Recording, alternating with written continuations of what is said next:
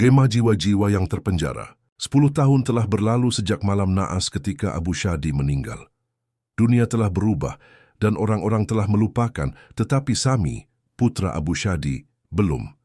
Ia berusia 20 tahun ketika ayahnya meninggal, dan sekarang ia berusia 30 tahun, dan rasa sakit itu masih membakar hatinya seperti api. Sami tidak pernah sekalipun mempercayai laporan koroner.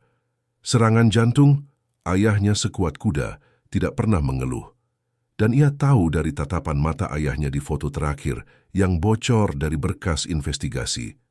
Itu bukan tatapan seseorang yang jantungnya berhenti berdetak. Itu adalah tatapan seseorang yang telah melihat neraka dengan mata kepalanya sendiri sebelum meninggal. Selama bertahun-tahun, Sami mengumpulkan setiap potongan kertas, setiap rumor, setiap kata yang diucapkan tentang Rumah Sakit Harapan. Ia menjadi terobsesi. Ia mempelajari sejarah kelam rumah sakit itu, kisah kebakaran, dan perawat kepala departemen yang dituduh lalai dan membakar dirinya sendiri di bangsal setelah pasien meninggal. Ia tahu bahwa ayahnya bukan satu-satunya korban, tetapi ia adalah korban terakhir sebelum rumah sakit itu ditutup.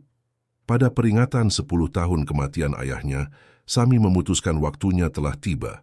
Ia mengemas perlengkapannya, bor yang kuat, kamera video penglihatan malam perekam audio sensitif, dan yang terpenting, tasbih ayahnya yang dikembalikan polisi malam itu. Ia tiba di rumah sakit sekitar tengah malam. Bangunan itu hancur, jendela pecah, dinding penuh grafiti, dan pohon layu mengelilinginya seperti gerombolan yang mengancam. Pintu utama diblokir, tetapi Sami menemukan lubang ventilasi rusak yang mengarah ke ruang bawah tanah. Ia turun ke dalam kegelapan. Bau busuk dan air menggenang menyesakkan. Cahaya bor menampakkan lorong sempit. Suara tetesan air memecah keheningan.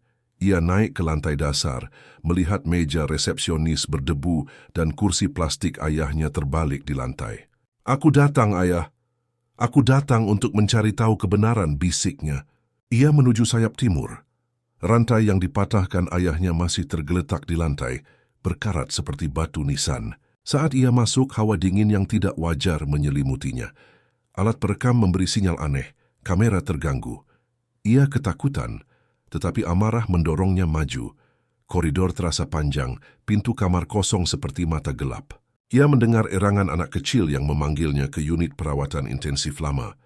Tanpa ragu, ia berlari ke sana dan mendorong pintu hingga terbuka. Waktu seolah membeku.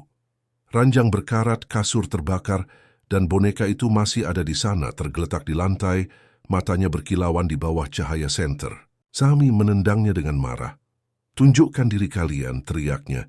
Pintu terbanting menutup, debu berjatuhan, dan semua lampu padam. Kegelapan total. Ia membaca doa dengan tangan gemetar. Saat senter menyala kembali, ia berharap seandainya tidak. Di hadapannya berdiri perawat itu, lebih mengerikan dari bayangannya. Wajahnya meleleh, matanya merah menyala, tubuhnya tinggi tak wajar. Di tangannya, jarum suntik besar meneteskan cairan hitam. Perawat itu mendekat. Sami membeku, yakin ajalnya tiba. Lalu sesuatu muncul dari kegelapan.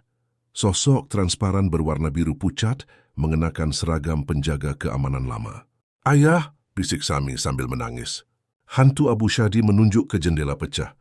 Bibirnya bergerak tanpa suara, lari. Perawat itu berteriak dan menyerang hantu itu. Cahaya biru dan merah bertabrakan. Sami memanfaatkan kesempatan itu, berlari dan melompat keluar jendela. Ia mendarat di tanah, bahunya sakit, tetapi ia terus berlari sampai ke mobil dan melaju pergi. Keesokan harinya luka di bahunya dan rekaman suara membuktikan semuanya nyata. Dalam rekaman itu ia mendengar suara ayahnya. "Maafkan aku, anakku, Ki. Aku terjebak di sini. Jangan kembali." Sami tahu kebenarannya.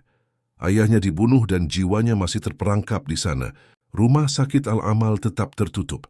Setiap Kamis malam Sami membaca Al-Fatihah dari kejauhan, menatap cahaya samar di sayap timur, cahaya seorang penjaga keamanan yang shiftnya belum berakhir selamanya.